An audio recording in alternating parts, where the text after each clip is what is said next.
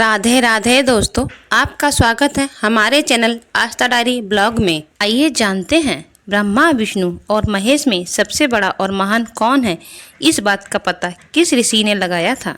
एक समय की बात है जब सप्त ऋषि एक साथ बैठकर आपस में चर्चा कर रहे थे कि त्रिदेवों में सबसे बड़ा कौन है। इस बात का पता कैसे चलेगा। इस बात का पता लगाने के लिए भृगु ऋषि को चुना गया था। भृगु ऋषि सीधे ब्रह्मलोक चले गए।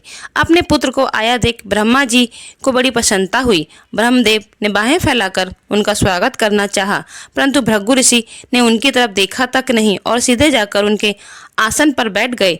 उन्हें ऐसा करता देख ब्रह्मा जी को बड़ा क्रोध आया। उन्होंने कहा, क्या खाक ऋषि हो गए हो? साधारण शिष्टाचार भी नहीं आता है, सीधे जाकर मेरे आसन पर बैठ गए हो।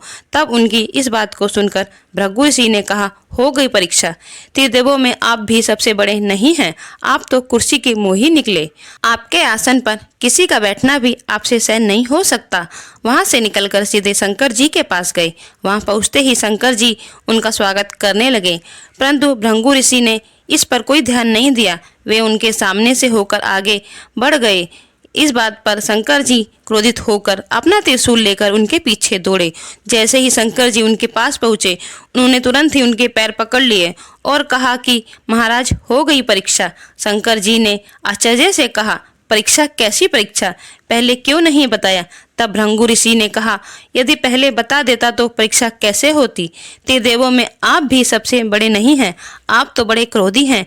जरा सी बात पर आपको क्रोध आ गया। इतना कह करेंगे भगवान विष्णु के पास चले गए।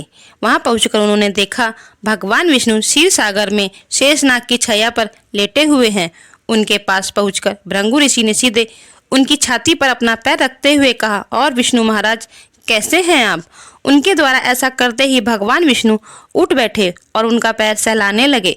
विष्णु जी कहने लगे, हे महात्मा, आपका फूलों जैसा नाजुक पैर और कहाँ मेरी ब्रज जैसी कठोर छाती, कहीं आपके पैरों में चोट तो नहीं लगी?